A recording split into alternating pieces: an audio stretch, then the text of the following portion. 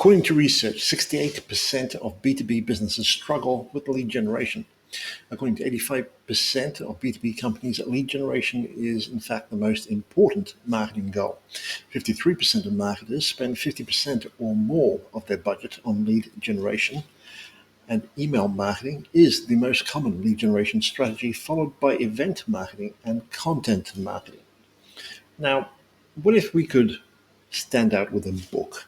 What would standing out in the publishing space look like, and what do we need to know in order to actually make a book generate leads?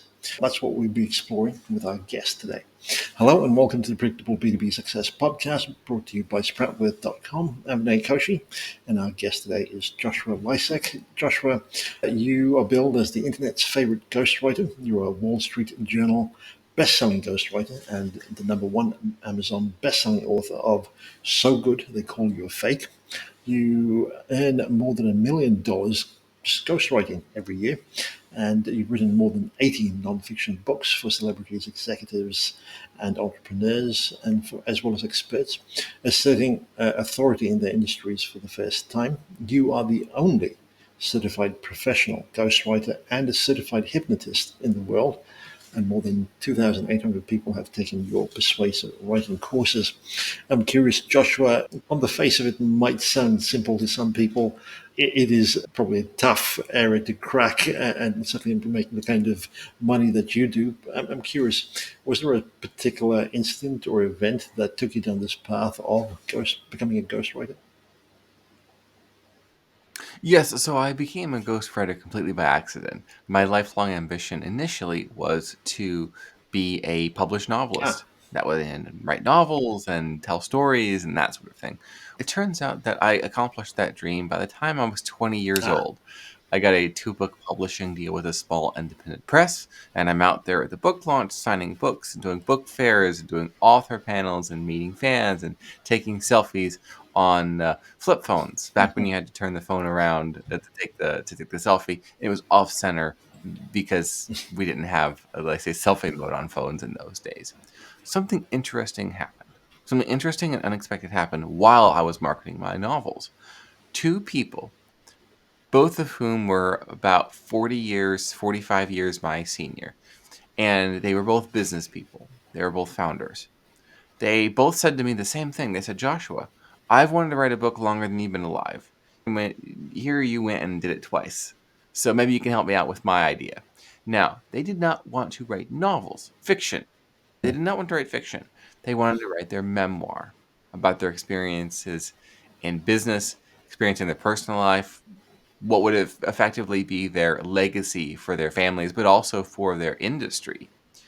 And I said, okay, fine, sure, I'll help you with your book. And I've been saying, okay, fine, sure, I'll help you with your book ever since. But that's how the journey began. Initially, as a ghostwriter, it was completely by, let's say, by accident or perhaps synchronicity that occurred. So, given your journey to date, what would you say would be your personal area of strength? My best area of strength, interestingly enough, is I've settled in the niche of ghostwriting nonfiction books for founders, executives, marketers that generate Hmm. leads. And the way that they generate leads, first of all, is getting attention by having a bombastic premise. So let's say you're in software or you have a local business that has a brick and mortar shop. The title and subtitle of the book is effectively the headline for your business, for your unique selling proposition, your unique value proposition. And that gets attention. And then you share your best methods, tips, tricks, and so on, your system for getting results in your industry. And what you do is you pre handle objections, you demonstrate your credibility in ways that competitors, be they much larger and with much bigger budgets for marketing and advertising and PR, they haven't Hmm. done. So I've discovered that lead generating books are one of the best ways to generate sales qualified leads that larger competitors aren't engaging in because it's not the obvious thing to Hmm. do when you could do, let's say, paid ads to get paid traffic, or you could hire a PR company. That And is there anything else in that area of strength that you would say businesses don't know but should? Yes, I train and tutor, you might say, executives and founders who are at that, let's say, senior leadership position, who are writing both internally, they're communicating internally, but also externally. They're the de facto, not just the CEO, but the chief Mhm. evangelist officer, you might say, that type of CEO. And what they often miss is the subtler details of effective persuasion, meaning influence, intentional influence. And that doesn't mean persuasion like a false sense of urgency or scarcity or what you might consider Mhm. manipulation, where if you make people fear for their jobs, let's say, or you, let's say, try to sweep customers and other stakeholders up in your little cult of personality, then you'll be successful. That's not the type of persuasion that I'm talking about. The type of persuasion I'm talking about is when you can communicate your vision so effectively that alone does the persuasion because you're able to do it clearly, distinctly, and Hmm. multisensorily. Yeah, interesting. Even though you're helping people write books, really you're helping them become better communicators and get their message and refine their messaging. Would that be a fair take? Yes, because it's by writing you're able to Mhm. crystallize and clarify what your thinking is. And so the most effective thinkers are the most effective writers for that reason. And of course, they will often, given their time constraints, their extraordinarily busy schedule, work with a ghostwriter. So what they're doing often, in many cases, is they're thinking out Hmm. loud when I'm interviewing them. Sometimes it's on WhatsApp right before they're about to get on the plane to travel to the other side of the world where they have to be in the morning for some important thing. Um, and they're in that, let's say, frenzied, hurried state, but we're able to get to the truth and get to the good stuff quickly in that context while they're in that state of mind. And then once I've assembled it, I put it together, I've written it Hmm. up, they can see how it sounds back to them with that professional persuasion, let's say, spin, and they can either say, "This is exactly what I have in mind," or, "Now that I see this written up, I don't know if that's what I think. Let me think about Hmm. this." And that becomes a way to get at that sounding board, that feedback in a way that they're not exactly able to with anyone who works directly inside the organization or even any of their peers, or the board, or any of, let's say, if it's a sales director, because I've written for people inside of organizations who aren't the Hmm. top. They're near the top of the organizational hierarchy, but they do have people that they report to. For example, a chief revenue officer. I've worked with chief operations officer. I've worked with people who have been vice presidents, senior vice presidents, and director level. Let's say at the upper management of the organization, and they have some persuading up to do, not just persuading down or persuading out. I'd love to explore that a little bit, but I'm curious. A lot of people say that you're a book. You should write a book because it's the best business card to use as opposed to a traditional business card. You have a different take to that point of view. Why and what is it? Yes, so a refrain you hear often in publishing circles in the context Mhm. of B2B is, "Oh, you should write a book because," as you said, "a book is the best business card there is." If you go to a conference, to a networking function, and you get business cards, what do you do with those business cards after the fact? You might look them up on LinkedIn, maybe. Perhaps you might visit their website. You might say to yourself, "Oh, yeah, I'm totally going to reach out to them sometime." Invariably, all of those business cards end up in the trash. What never ends up in the trash? A book. One thing my clients do is they show up to these functions, workshops, conferences, trade shows with their book.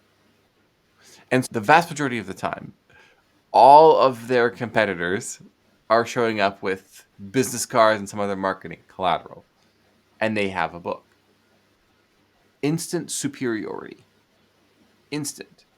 Now, the good thing about a book that also a business card can't do is it can be at all the trade shows. It can be at all the conferences, meaning it's a 24/7, 365 salesperson.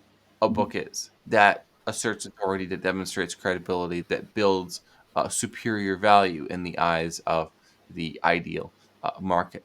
And if the book teaches what the author knows that's valuable to the particular market, what is it that they want to accomplish, particularly in, let's say, less than ideal economic times, then that author is going to get attention.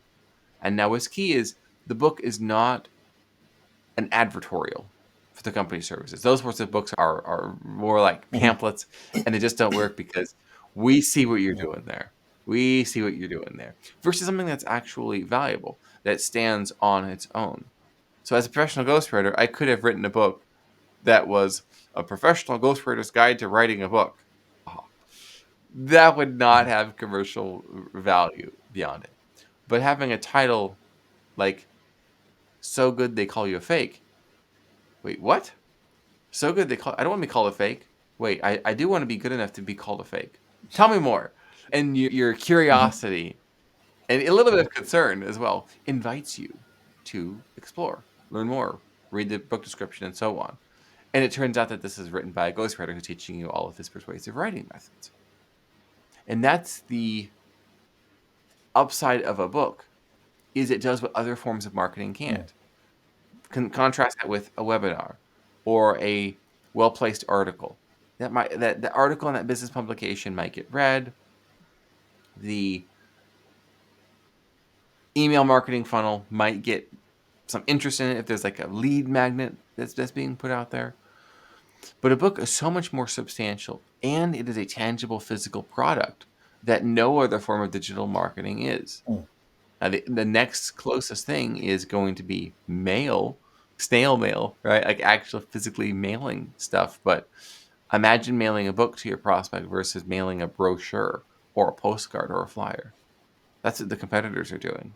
And you show up with your book, you're at least going to get the meeting. Right.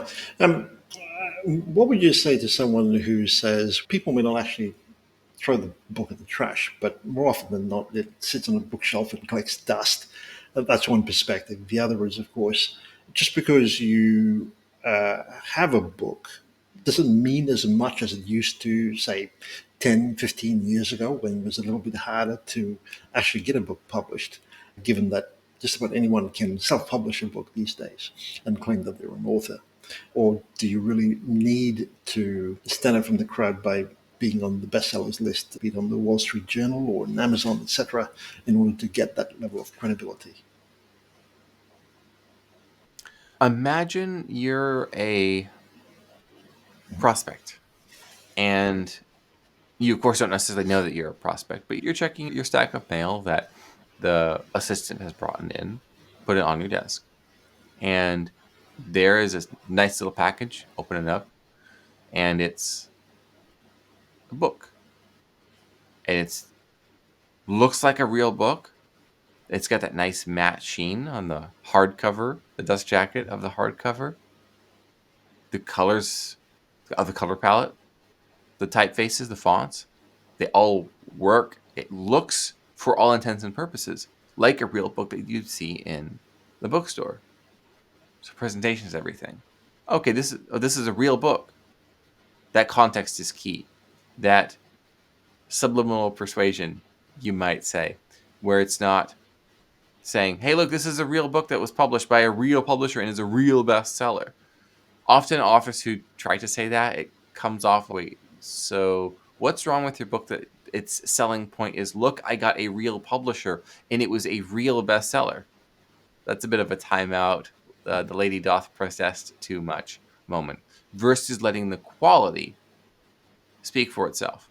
And of course, everyone who works at publishing houses, the vast majority of them are Mhm. subcontractors who you can hire directly. And I have a few of them on my team. And so it's identical industry quality for a big budget, big five publisher book. It's just going direct to the consumer, or to the lead, in this case, to the prospect. Now, coming back to this prospect, it's a real book. And the title is catchy. It's juicy. It's edgy. It's, whoa, that's not the executive's productivity guide to success. It's not anything like that. But it's snazzy. It's, whoa, I have to at least pause what I'm doing just long enough to read the subtitle, which is the Mhm. headline of it in direct response. Sales copy terms. They say the headline is the most important piece of the copy. That's what the title and subtitle together are. So it's like a physical sales letter, a long form sales letter. Right. Perhaps longest form if the book is 200, 250 pages. So the title has to sell the prospect by being relevant on reading the back cover Mhm. copy. Wow, this is exactly the set of problems we're going through right now. Huh. That's what? It's relevant, which is what all marketing is trying to be. This is the thing that you need right now. And that, of course, is the type of book that I write, is the one that the prospects of a business's industry need Mm. right now. So then they open it up and they might glance at the tabs, or the flaps of the cover jacket. They might glance at the table of contents, which again follows best practices of direct response sales copy, each chapter being a headline, and they're looking through it. And all of this has taken place in less than 30 seconds from the opening up of the package. So it's not like the prospect is having to take minutes or hours out of their day, or they have to attend this live workshop for people like you at 8 o'clock local time, for example, and they have to make a big deal about it. The book, this great marketing tactic, it's meeting them right where they're at, literally right there at their desk as they're opening it up. They glance at the table of contents, and then they might flip to a random page of the book. They might flip through the book, or they just might start reading the introduction or chapter one. And so, what the book must then do is sell the prospect. It must sell the reader on reading more. Because as you said, what's preventing the prospect from doing something else? The job of all sales copy is to interrupt with Mm. relevance. This is the most important thing you can do right now. You can show up 5 minutes late to that meeting just to read this. That's how useful, how insightful, how perceptibly valuable the book needs to be. I haven't heard anything like this before. I haven't read anything like this before. Hang on, I'll push that thing for 5 minutes. I need to read some of this, and it's that relevance, and it's okay. I need to come back to this. So if the prospect's last thought before going off to the meeting is, I need to read more of this, I need to come back to this, they might grab a random bookmark or somebody else's business card or their own business card and use that as a Mhm. bookmark for where they last left off, and then do what? Leave it on the desk so they can what? Come back and read more. So for a few days, if not weeks, your unique value proposition will be right there on their desk in physical form, staring up at them, reminding them how valuable that Mm. is. And that whole experience, meeting the prospect in their world and being the most important thing in front of them, PR article placement can't do that. Social media advertising can't do that. Cold email can't do that. There's not any other form of at least digital marketing or even traditional media like radio ads or print ads in the business journal, or even text message ads, meaning they write on their cell phone. There's nothing else that can do what a book does, we found. And it works well in terms of the persuasion Mm. game. That's very interesting. You make some great points there. I'm assuming that you and, of course, your clients need to know their prospects or ideal customers very well in order to structure the book in a way that resonates and is relevant to them. Given what you were saying earlier about the fact that it is sometimes very hard to get time with your clients, given how busy they are, uh, I'm curious, how are you able to, in these little snatches of time, able to get very quickly to the point and elicit the kinds of information that you require in order to be able to structure a book in a way that expresses the thoughts and the tone of your client. A book, a nonfiction book that's well written, I think of it as a standard operating procedure to deliver predictable results to readers.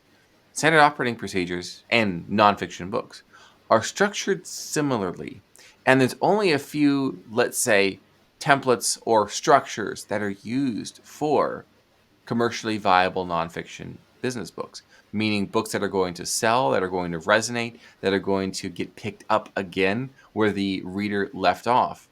And they're going to incorporate the same set of direct response copywriting techniques. For example, the first chapter, the opening chapter of the books that I write, it's a sales letter. Now, I don't mean literally a sales letter, but it follows the sequence of a sales letter because the job of chapter one is to get people to read chapter two, to want to read chapter two. It's to sell them because just because they've purchased it for $30, or let's say they received a complimentary copy in the mail from the author slash salesperson in the B2B context, doesn't mean that they're going to, oh, this is interesting. I might want to come back to this. Has to sell, has to continue selling. And then each chapter must hook readers on via curiosity on reading the next chapter and what's going to come there. So you must be continuously opening and closing curiosity loops and have self-referential aspects to the book. This thing we're going to talk about in the next chapter is going to be so important to this.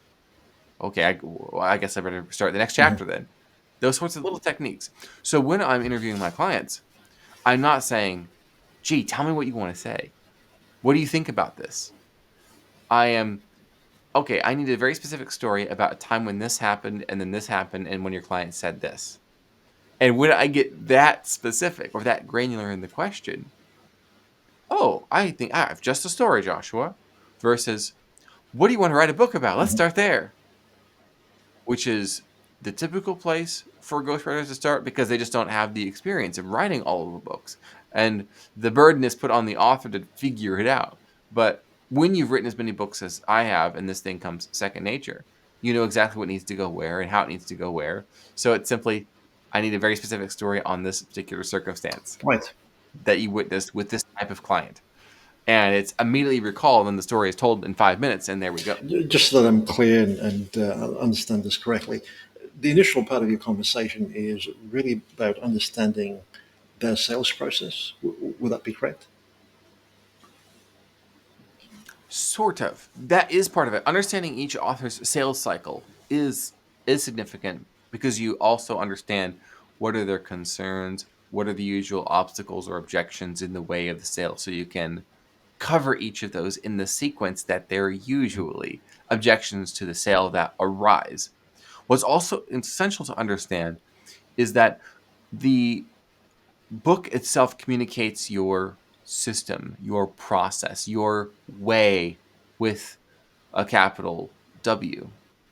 Your way being the unique sequence of events, the unique model, or the unique insights that you bring to your clients, to your market that continuously gets predictable quality results worth paying for. And the book reveals that process. The book unveils that process. The book details that process. And so it's not, hey, here's a bunch of ideas and tactics and tips and loosely connected stories, and it's a half autobiography. It's my life story, which is not interesting. It does not cultivate desire for services. It does not demand a response. It does not incite curiosity. It does not excite readers to say, oh, this is exactly what we're looking for right now. But it's focused on driving the results that they want. And that's why usually the unique selling proposition or value proposition of your B2B offer is the headline of the book. It's, oh, well, that's what we're looking for right now, it turns out. It just happens to be because it's in the form of a book and it's 250 pages. You obviously have much greater substance and density of value relative to the competition who is handing out business cards, that is placing articles in business journals, ghostwritten by a PR agent, let's say. or any other form of marketing. For substance, for flash, and for something being interesting, the physical product of a book is With this idea of writing a book, you're asking for specific stories with specific clients, perhaps. So, in a way, you're, again, if I understand this correctly, you're unveiling a system that works and backing it up with the social proof of case studies or customer stories. Would that be correct?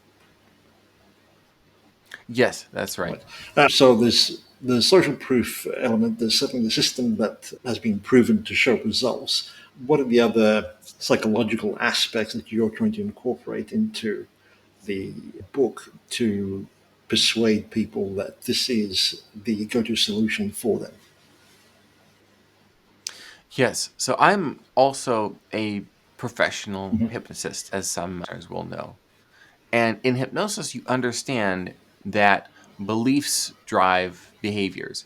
And often it's not obvious what those beliefs are until you're doing that. So let's say that's subconscious Mhm. work, and it's not anything that's woo is an expression here in North America that's used often. It's not anything, let's say, mystical or new Mhm. agey. It's simply understanding why does the mind come to believe things that it does, and where and how are those beliefs rooted in the mind. And so, what a book needs to do is it needs to encounter your prospect's unspoken beliefs.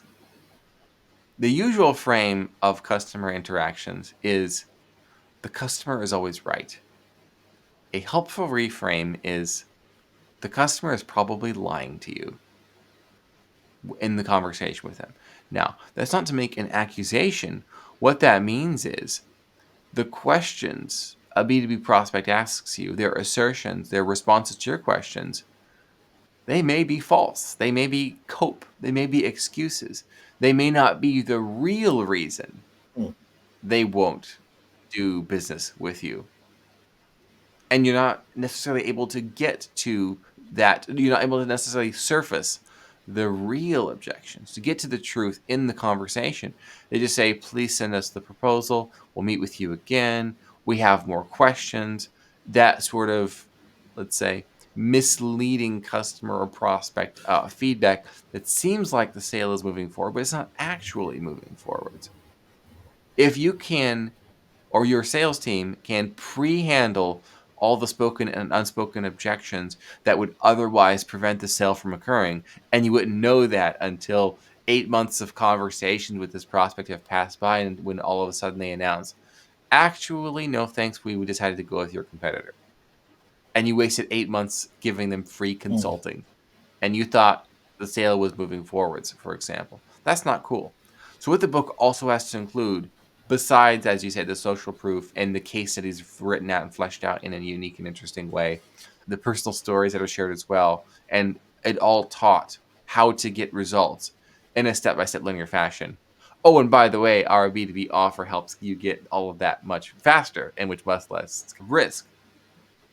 The book also alters beliefs. It dismantles myths that prospects believe about offers like yours, services or products like yours, about the industry as a whole, about what the priorities are. Prospects come away with a new worldview. They think differently about their priorities in this space. You're able to reorganize their thoughts via your thoughts, and you're able to crystallize how important this work actually is and why there is real urgency here. So that way, when the B2B salesperson has the conversation, the prospect is persuaded to believe that this offer is relevant for them. It's superior to alternatives, including the alternative of doing nothing or trying to DIY it internally or assigning a task force or department or team internally to solve the problem. And they know they need to work with the Mm. experts. They need to work with the authority. And there is a reason the word author is in the word authority. So, as you go through this reframing process, that involves not just perhaps a mind shift, but I'd say the emotional side of things, a heart shift as well. Are there, I'm assuming that as you do your research, you're not only looking at the jobs to be done of your potential clients, You're looking at some of the emotions associated with that, as well as with the potential risk of using something different. Yes. For example, how do you reverse the perceived risk of hiring a vendor in your space? How do you make it easier? And this might sound a little bit strange and even a little bit aspirational. How do you make it easier to purchase your product or service than to do nothing at all? How is it less risky to work with you than to DIY it internally and put the toe in the water, so to speak, and kind of test things out? A webinar that's 2 hours long could get into that, but consider a 6.5 hour audiobook that the prospect can listen to during their commute or while they're working out or while they're working on, let's say, a tedious task at work that doesn't necessarily require all of their higher faculties. You would be able to hypnotize your reader or your listener with your audiobook or with the words that you've written Mm, out. And that's why you want to deploy those advanced persuasion techniques inside of your material. One of those being deep rapport, where you are anticipating what each reader's thoughts next are going to be as they're reading. And you say, oh, by the way, you know that thing what you're thinking about now? That's next. How do you know? How'd she know? This must be relevant. I need to keep mm, reading. Versus, in our industry, it is important to understand that sort of dry writing style that a lot of business books, particularly those that are published by university presses or even business book publishers, that's how they're mm. written, and so they tend not to sell well, even if the author has a massive, well-known worldwide platform.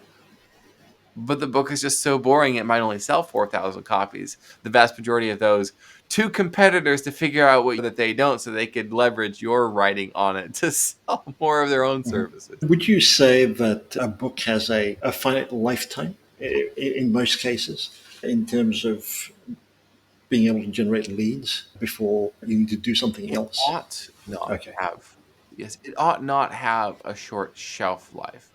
This is one of the things I tell authors is that your objective is to be able to use this book as a lead generator for 10 plus years. 10 plus years. Now, consider the most beloved business books.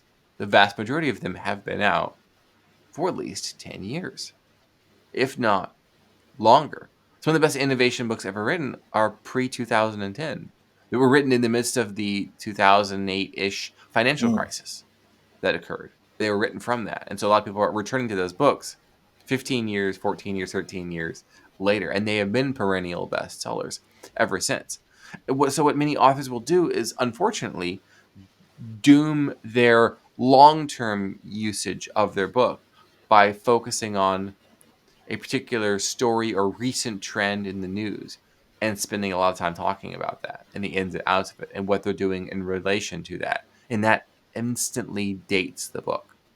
So, for example, if someone is writing a book that concerns AI disruption and they begin immediately talking about the first 2 quarters of 2023 and how ChatGPT and OpenAI and other products like Claude by Anthropic, how that all collectively, let's say, disfigured the status quo, and then talk about and how you can respond to it.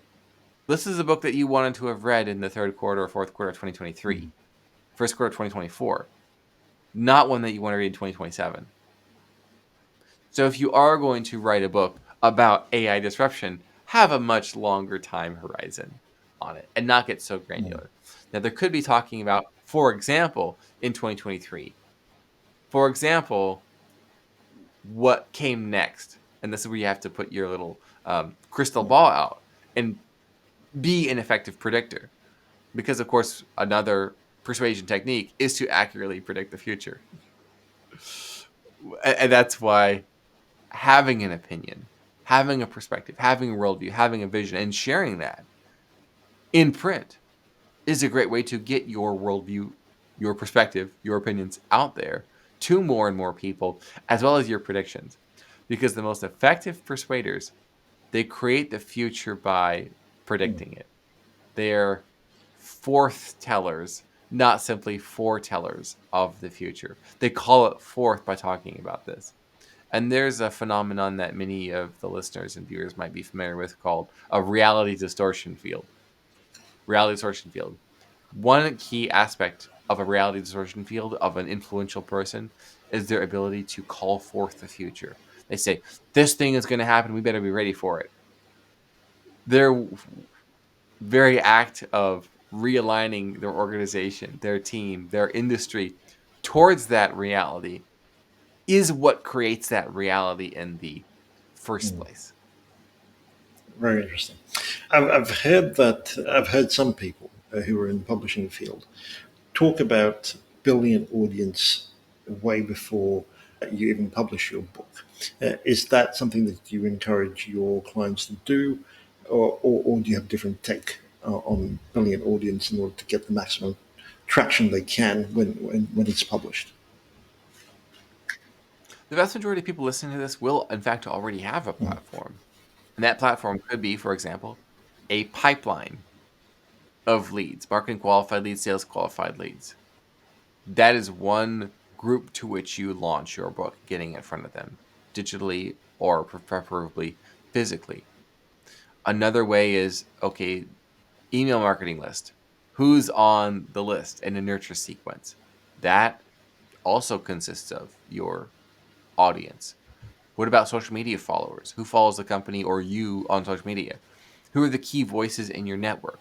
Your 80/20, meaning the 20% of people you know who would, by recommending your book, be responsible for selling 80% of all the copies in your network. Who are the influencers, be they podcasters or be they journalists that you know of or that know of you that you can borrow their audience for the book launch?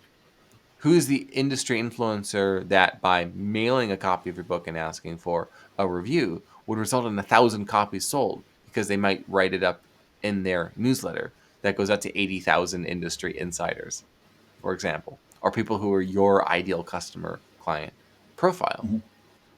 And so this idea that you have to have a platform, yes, that's correct. What we mean when we say platform does differ from industry to industry. If you're launching a novel, let's say, a next novel in your installment, you might want to have 300,000 people on your email list who've bought your previous novel. You might want to have collectively 2.3 million followers. You might want to be on, let's say, traditional media talking about your book on the morning show, for example. But if we want a maximally persuasive, maximally profitable nonfiction business book, yes, we need a platform, but it looks a bit different than for someone who's just writing a novel and launching their next novel. Because what you want above all is relevance. And to whom is the most relevant audience that launching your book makes the most sense, that getting it in front of them makes the most sense for them and for you. Would you say that while you're putting together a book, encouraging people to find these stories that they may have relegated to the back of their minds as you go through this process, that at times you need to encourage them to think counterintuitively, or are there unconventional strategies or insights that you would offer to leaders who are sometimes very entrenched in the space or the niche that they're in and find it difficult to get out of their heads, so to speak? Yes, exactly. Going counter industry in almost every circumstance is wise. If it's known that the best practice is X, and your book talks about the virtues of minus X, for example, or X times Y, using these simple variables, that alone gets attention. That alone makes people go, okay, I need to read more of this. And they've got the free copy of your book that you've mailed them. I don't have time to read this. So they'll open their phone real quick, go to Audible, or open the Amazon Kindle app, download it so they can listen to it later Mhm. while they're commuting or something like that. So even giving away free copy of the book. People regularly tell me that they own at least two versions of my book, the Okay. hardcover and the Wow. Kindle. or the audiobook and the Kindle, or the audiobook and the soft cover, or two soft covers, one at the office and one at home, for example, or one in the car. I do get this quite often. And that's because the content is presented as being the most relevant, most useful, most interesting thing that you could spend your time consuming. Then it's not even marketing at that point. It's trite, but it's value. It's value. I perceive that this is worth the money and, more importantly, the time to read this, because what this person is saying is so different from what everyone else is saying. It's a minority, but because it's so different, and we do have real struggles inside of our organization with our business in this area, this person is an expert. We have to hear what this person has to say. Now, if you're parroting points of the biggest competitors that are already saying all of their brand awareness marketing, if you're not saying anything new, if you're restating what's been said before, then there's not really much relevance, is there? There's not an impetus to read it. Versus, this is a valuable minority report in that this author is saying things no one else is, in a way no one else is, without apology and just with abandon. Yeah, I owe it to myself to read what this person has to say. So, I'm curious, would you say that some of these clients that you've worked with have more than one book in them? If so, how do you help them determine that and look at investing in this exercise in the longer term? I've had several clients who have done multiple books with me, and usually it's for one of two reasons. One is because the author has two distinct industries they operate in, two distinct, let's say, knowledge bases for those spaces. So let's say, for example, that it's an academic who also has a business enterprise.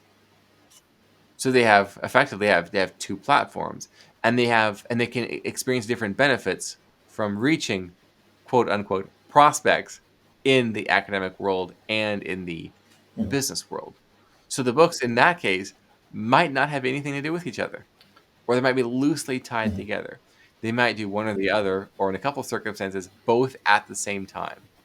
I've done that a number of times, but two books for the same author at the same time on different topics. They also might want to do the parent book and child book approach, where the first book you write, the parent book, is your system, it's your way with a capital W. But then what the child book does is it niches down that topic into a specific industry or a specific vertical with only ideas for that industry, examples within that industry, and advice specifically suited for that industry. Or perhaps what it does is it takes one component of your system and it blows it up, so to speak. It zooms in, so to speak, to make that particular area of concern and interest the thing to talk about. And that's what the whole book is about, is this one thing that probably deserves more than a whole chapter. And that's a tale that authors will say, wow, I could write a whole book about this chapter, Joshua. And they go, oh, maybe I should. In this area of crafting a book, be it your first book or one further down the track, or this idea of using it to generate leads, is there an aspect or two that you feel doesn't get much airtime? If so, what would it be?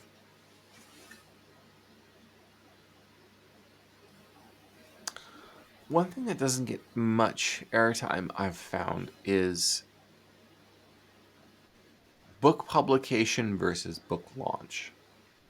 Book publication versus book launch. So we recognize that book publication is one day. On what day was it published, Mhm. right? That's a single day. But the book launch period is a minimum of 18 months.